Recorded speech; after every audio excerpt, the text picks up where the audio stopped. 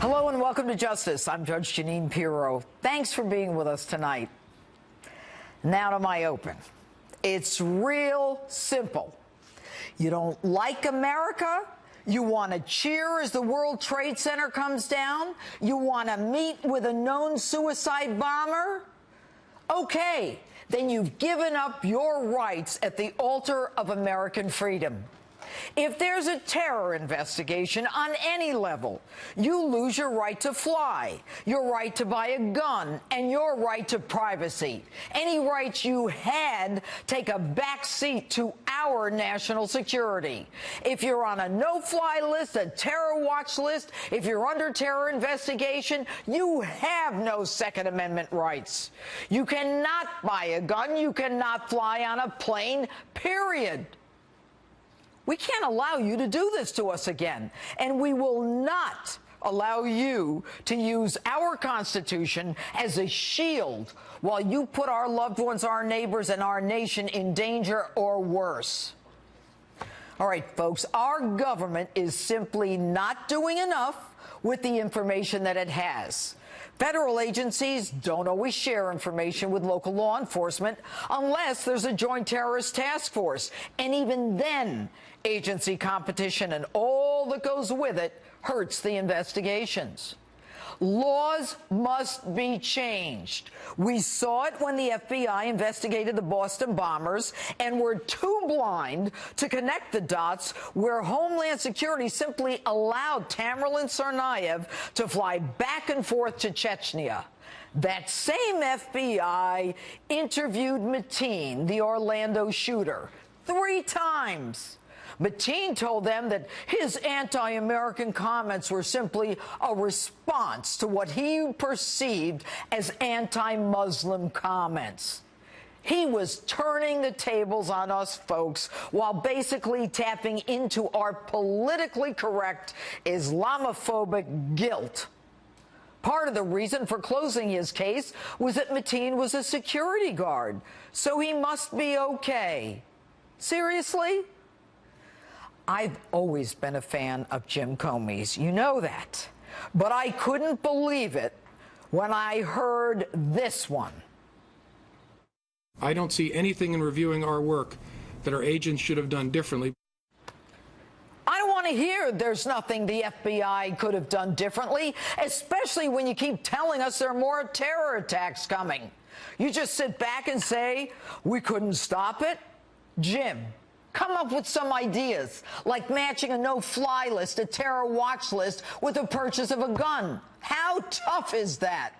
We don't want to hear this nonsense that to do so might alert a terrorist and harm an investigation. Hell, the FBI visited Mateen 3 times. You don't think he knew he was being watched? And pray tell, why does the FBI even remove people from a terror watch list? If there's no probable cause to make a criminal case, then don't arrest the guy. But don't use our freedoms as a rationalization to free people up who want to kill us and take them off the list. So you don't have probable cause to charge them with a crime. So that doesn't mean you can't keep them on a watch list based on reasonable suspicion, a lesser standard of proof. Hell, the NSA's got all our metadata, and they know everything about the rest of us. Why can't you have a list? And from what I hear, most people who should be off the list can't get off it. And you want to take this guy off yourself? You're not locking him up. You're not convicting them of a crime. You're not jailing them. You're simply stopping them from buying a gun. And what's with this nonsense that words like Sharia and jihad are scrubbed from the FBI's lexicon and intelligence reports? You guys are so hogtied and so wimped out, you don't have the ability to even think logically anymore. Jim, you're the head of the FBI. It is not impossible. Jim, you are J. Edgar Hoover. You know how to make them pass a law. And if a judge wants to let them fly somewhere, then you know what? Make them pay for a U.S. Marshal to accompany them. Search them, and then search them again. Do a colonic if you have to. And for the rest of us, I've told you this before. I told you this after San Bernardino. Take a look. Get a gun. Buy one legally, learn how to shoot it, and be primed to use it. And I don't care if you get a long gun, a handgun, a revolver, a semi-automatic, get whatever gun you can handle. And don't let anyone talk you out of it. The Second Amendment to the Constitution and the United States Supreme Court confirm your right to have one. I'm telling you this again. Get a gun. Because this government ain't in a position to help. And that's my open.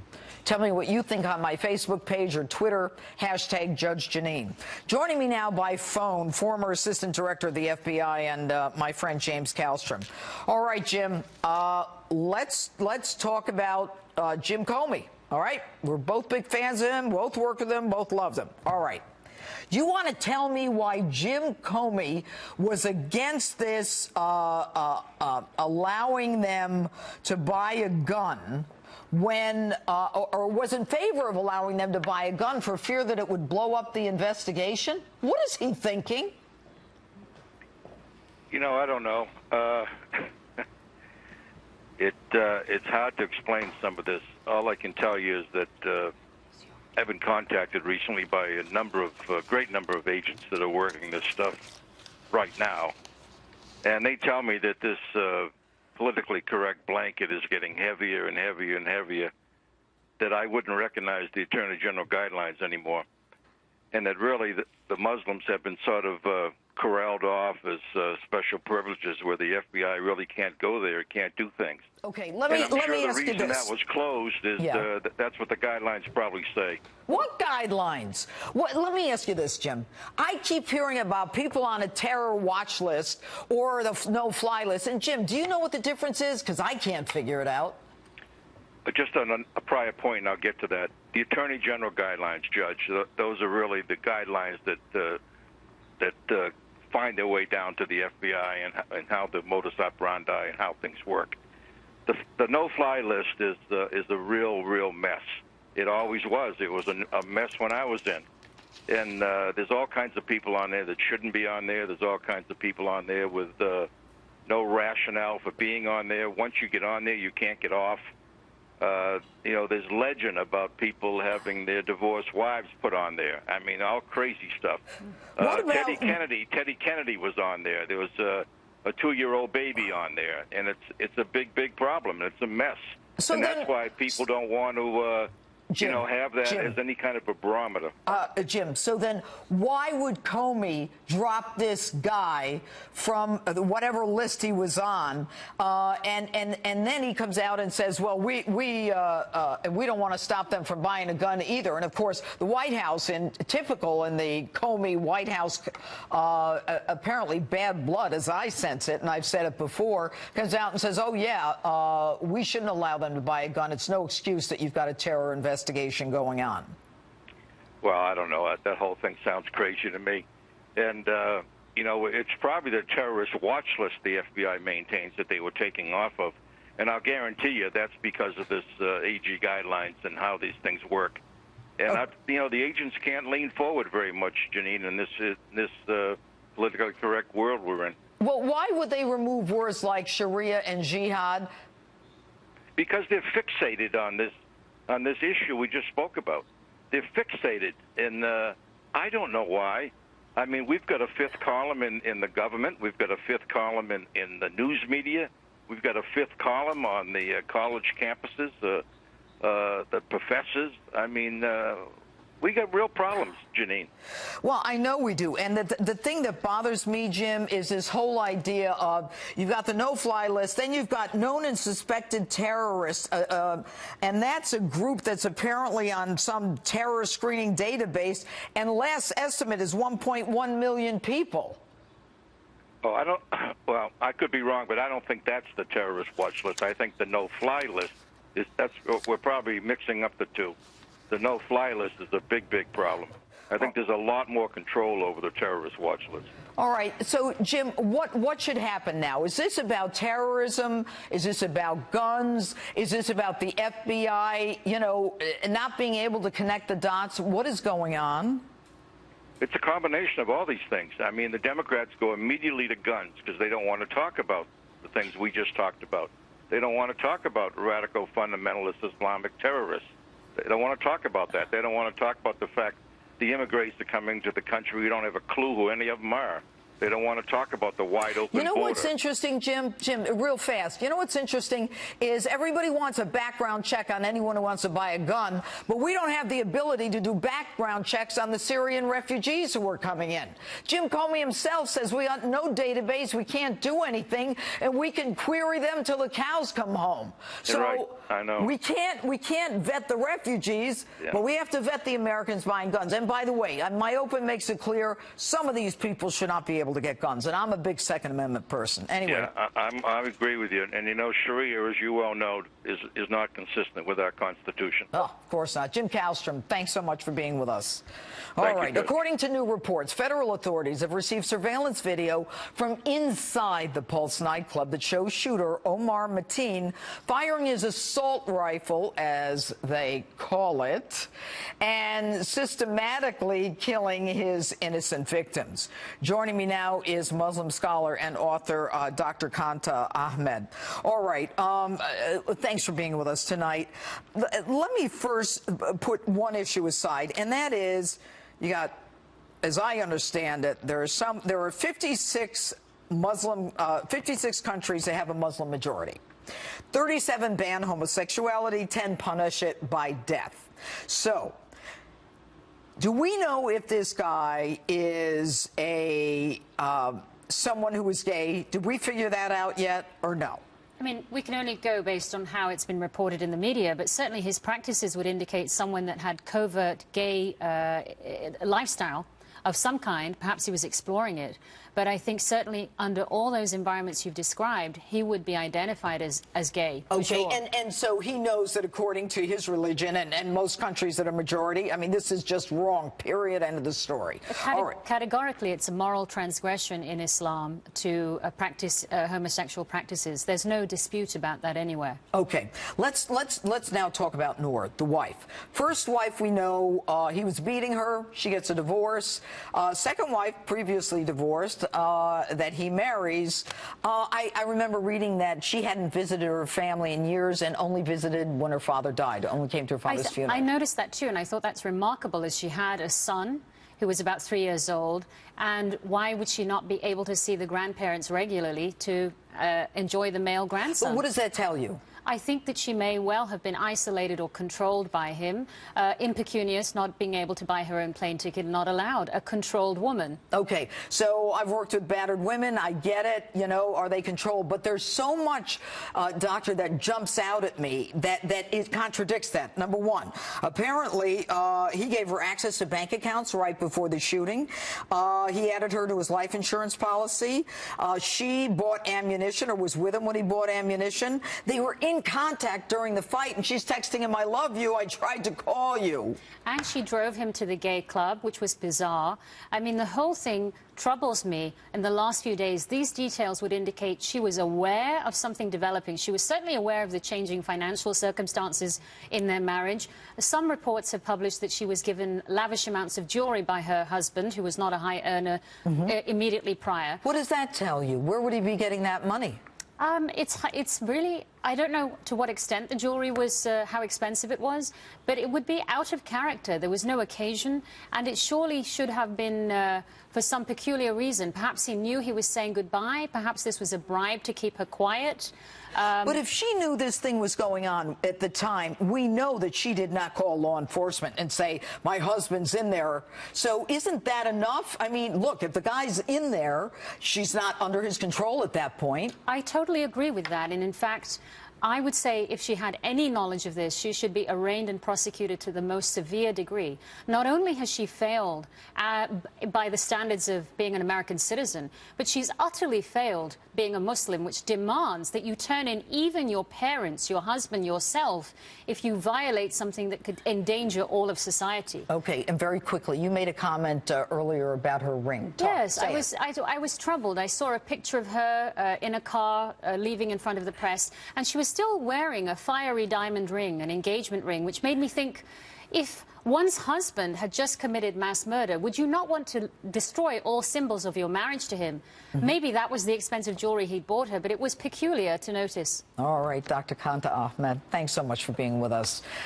All right, Donald Trump slips in the polls. Lee Carter is here, and we'll take a closer look at the new numbers out this week. And next, I'm joined live by national spokesperson for the Donald Trump campaign, Katrina Pierson. Justice is back in a moment. The presumptive Republican nominee, Donald Trump, in Las Vegas and Phoenix today for big rallies.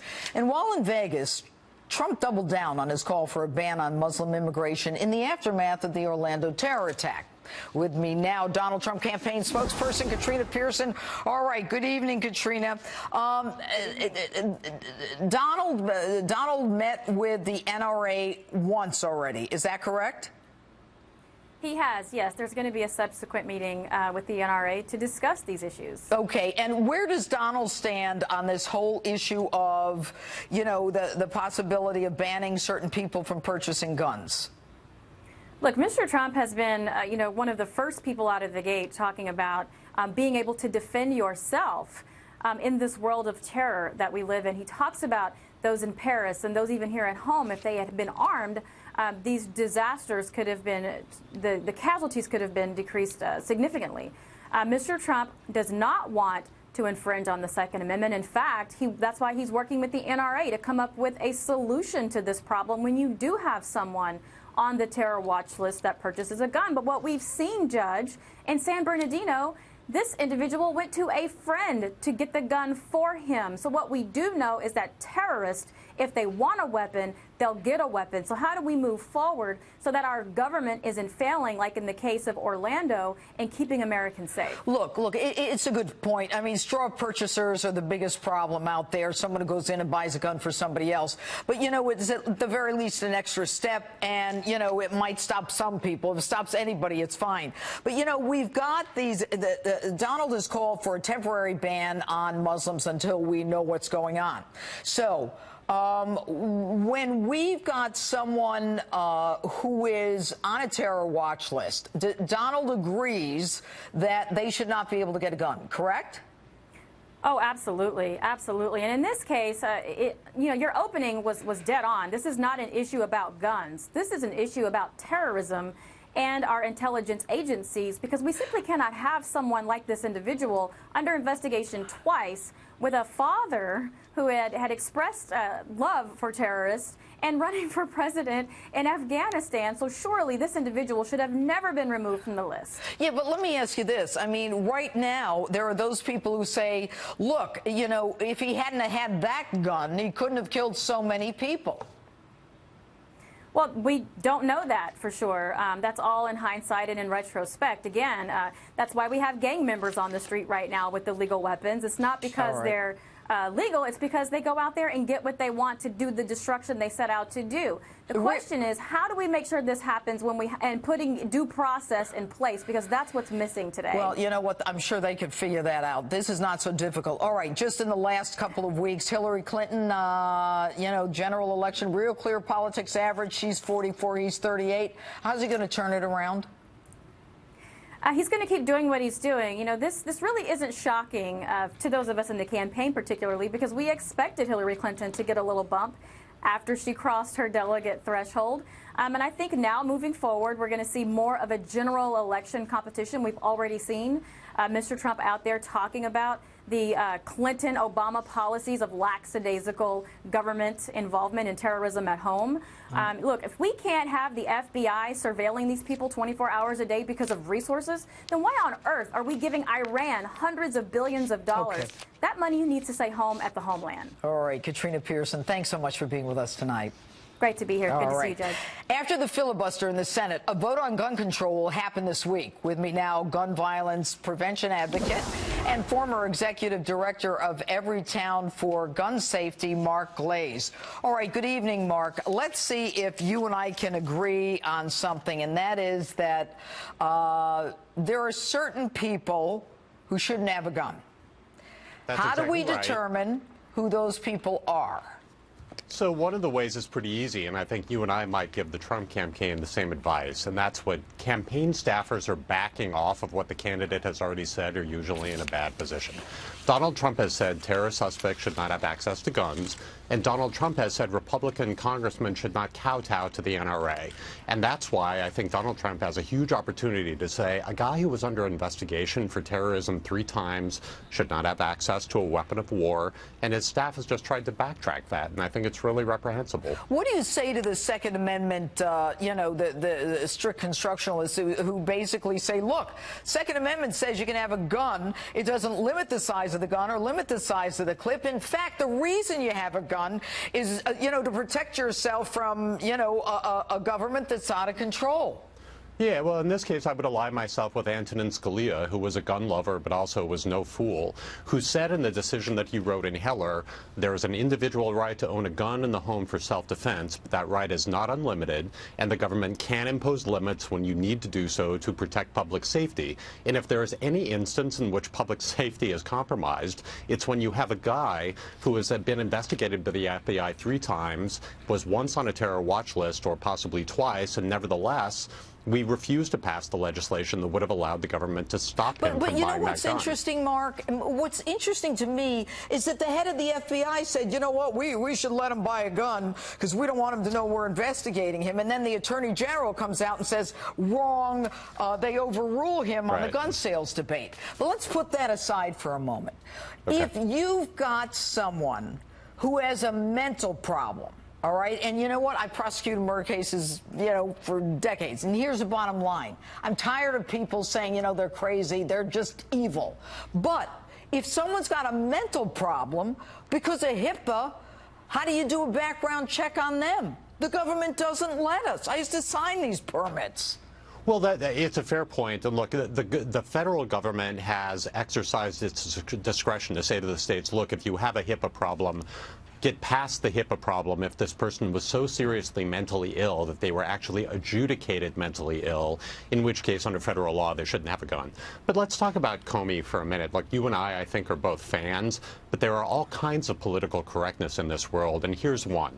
The gun lobby has made it so difficult to put somebody on a terror watch list that even when government officials know that somebody probably should be, they're reluctant to do it because they don't want to annoy the NRA. It has nothing to do with putting someone on a terror watch list. The FBI does it. It's a database within the Federal Bureau of Investigation, the Terrorist Screening Center of the FBI. Yeah, but the gun lobby exerts such influence that they've made people afraid to put anybody on that list because they've created the straw argument that it's over-inclusive. Mark, you know what? You make a lot of sense to me. You just lost it now 8 seconds ago. Okay, it's a Saturday night, and I'm talking to a judge. Mark, here's the bottom line, all right? Yeah. If you've got someone who is a danger, and I am a strong gun advocate, I mean, I believe in it. But you know what? We can't have people gunned down like this. And if we've got a government that is allowing them to buy guns or doesn't identify them as nut jobs, then shame on us. And shame on the government for not doing something. No, we can absolutely agree on that. Look, on Monday, the government's going to vote on a couple of bills. One would require everyone to go through a background check when they buy a gun. The second would require that if the government has reasonable suspicion that you intend to commit terrorism with that gun, then there should at least be a pause on the sale. I think every American can agree that there are good things to do. I got to go, but reasonable suspicion that they're going to buy a gun, is that what you said? Reasonable suspicion that they're going to commit terrorism with that gun. Yeah, well, you know what? They're dropping them off these lists anyway without probable cause. And so how are we going to even know who we should be suspicious of if they're not on the list because they've been dumped? Mark, I'm going to have you back. You make sense. Thank you, kind of, till about a minute ago. Thank you, ma'am. Ma'am. My political panel is next. We'll finish talking about the gun debate and the presidential race in the wake of the Orlando terror attack. And later, part 2 of Street Justice on the road at a Trump rally in California. Stay with us. The Orlando terror attack is now pushing gun control and terrorism into the forefront of the presidential campaign. Both parties' presumptive nominees vowing to take on terror.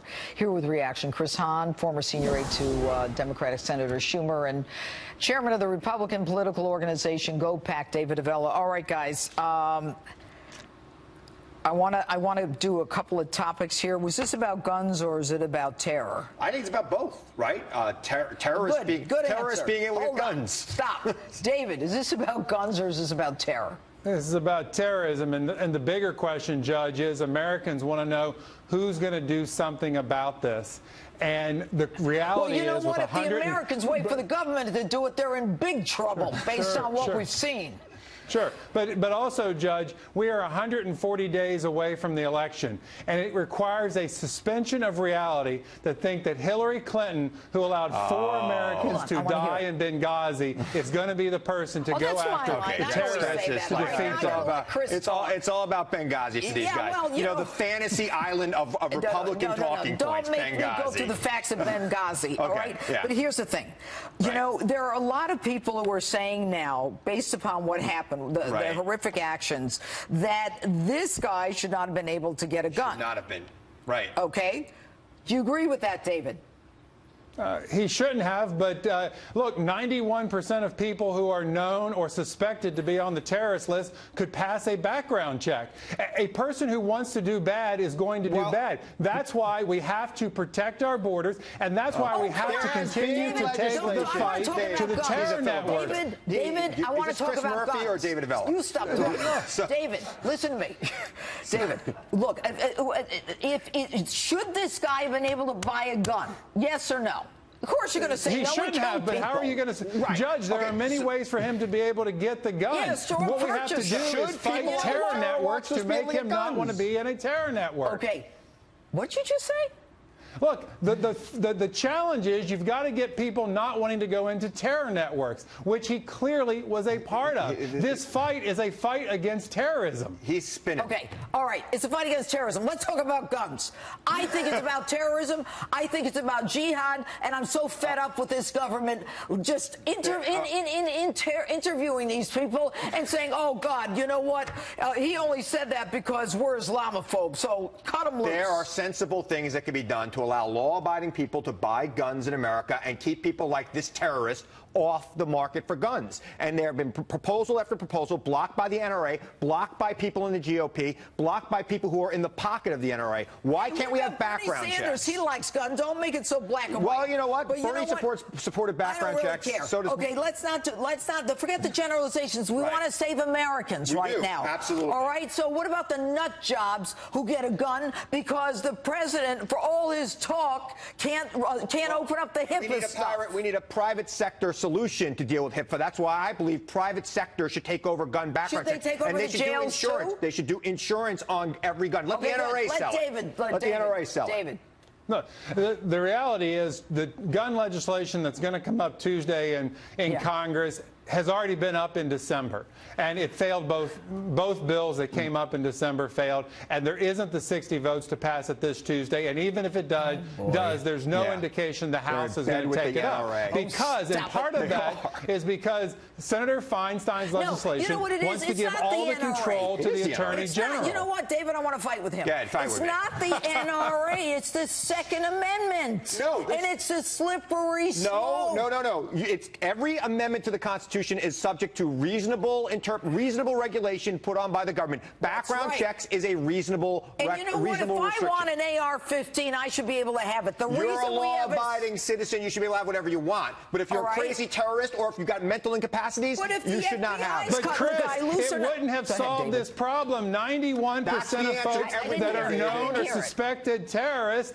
on the list could pass a background check. But if he's on the terrorist list, he should get it. We don't even know who the hell they are. Well, we have to be very careful. We have to make sure we put people on these lists and that the agencies are talking to themselves. Let me ask you this, guys. What's going to happen when Congress does nothing Tuesday? David, what's going to happen?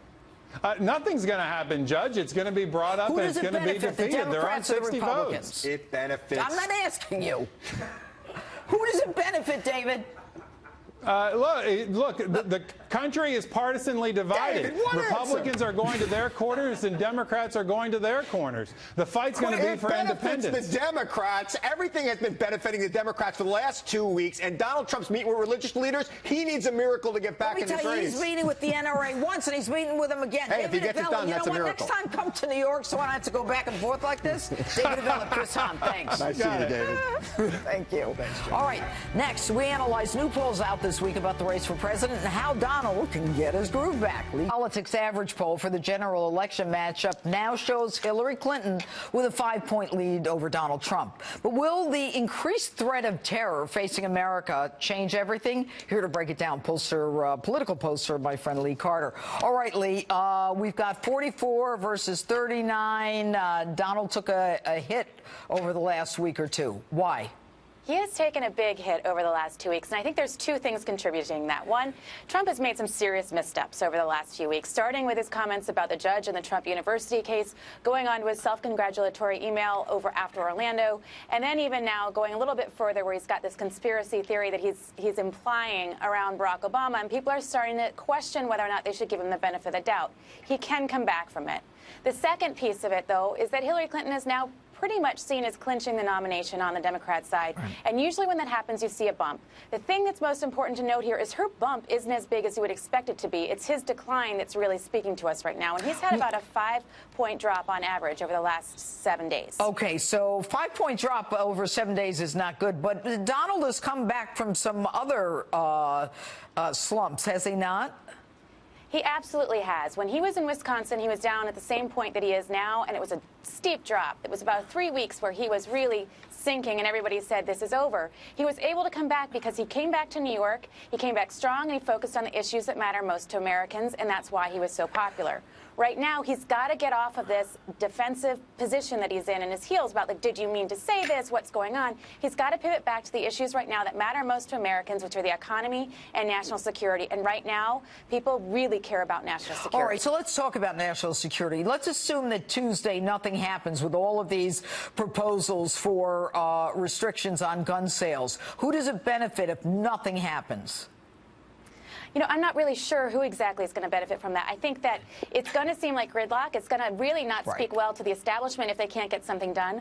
But I do think that right now, on the Democrat side, this is a gun control issue. On the Republican side, almost 80%, or no, let me just make sure, 79% of Republicans believe that this was a terrorist issue, not a gun issue. And so if we can take this back, make it about gun control, I think it's really going to, I mean, not gun control, make it more about terrorism, more about national security. Who does it benefit? It benefits Trump. All right, good. But let's talk about, wasn't there a difference in the polls between foreign policy versus security, that Trump's up on security, but she's up on foreign policy? Yeah, and I think it's a really important distinction because most people will then argue that Hillary's going to be better on terrorism because she's better on foreign policy. But when people think about terrorism, they think about national security, and that's what benefits Trump. Hillary, on the other hand, has a better record on foreign policy, and what that means is people talking about diplomatic relations. No, she has a record. Not record. A better. I'm sorry. That she has better. She gets better polling numbers on foreign policy, and so people think that means more like diplomatic relations. It doesn't mean actually keeping us safe at home. It means she's going to go able and have better relationships with foreign leaders in their minds. Not necessarily saying what I think, but that's what the polling says. Okay, and real quickly, Lee, you know, with Bernie Sanders saying, you know, this is a movement and I'm still in it, you know, what do you think that does to the millennials? You know, I think it's going to be really interesting. I think the millennials are going to think that this is all about, you know, anti-establishment, taking government back, wanting people to fight for them. And so we know full well that right now 35% of millennials that are supporting Bernie Sanders said that they will go and support Donald Trump. If he's able to if Donald Trump can keep up his message, keep it as a movement, keep it as anti-establishment, he might well pull that kind of a number. I don't think it's going to be that large because we know that a lot of young people at the end of the day who haven't registered don't necessarily turn out. But if Trump can get them on his side, it could be. Lee Carter, thanks so much for being with us tonight. Great. Street Justice goes on the road next. Don't go away. Remember, a few weeks ago, I visited a Donald Trump rally in San Jose, California. We met so many people, we couldn't fit them all into one story. So here's more of what happened when I took street justice out west. Why are you here tonight? I'm from Trump. I want America great again. That's why I'm here. We think he is the last best hope for this country. And I have long said that I would support any loyal American over the scum that we have in Washington today. So why are you here tonight? I'm a Democrat, so I don't know. You're a Democrat. I'm supporting him because he's going to save our country, and he's going to get rid of the establishment and the government corruption that we have right now. Why are you here tonight? Well, the reason I'm here is because Trump stands for what I came here for 35 years ago, and I feel everything's going down the tubes. How about you? Why are you here? I love the whole synergy and energy that Trump created and generated. I'm an immigrant.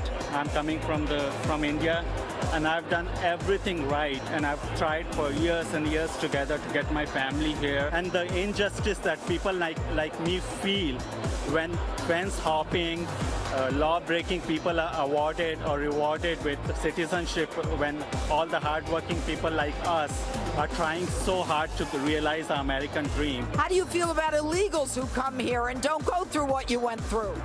I think that's horrible, to be honest with you. I think that's unfair to everybody, for those who really go through the process I went through, and for all American hardworking families in U.S. I think that's something that absolutely must be changed. What about Hillary Clinton? What do you think of her?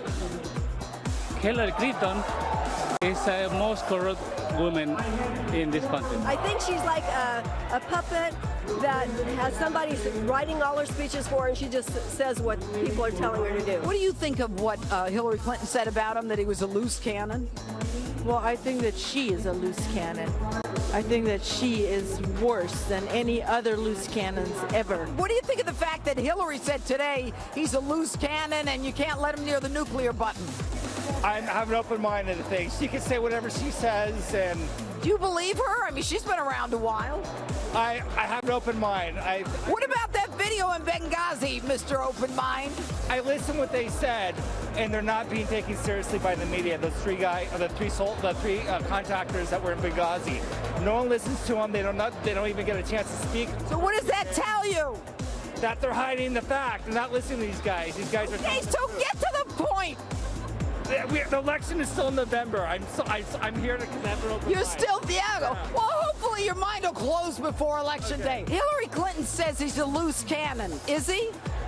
I don't think you accumulate the kind of success that he's had in sum total if you're a loose cannon. I think that the determination in terms of how he's going to be will be seen in the next several months. And I think that the presidential ethos that he's going to show it will come full circle. We all know that this state has gone blue every election cycle since 1988. Yeah. And Donald Trump says he's going to try to put this in play. It's a bit of a heavy lift for him. There you have it, John Roberts, the people you bump into at the Trump rallies.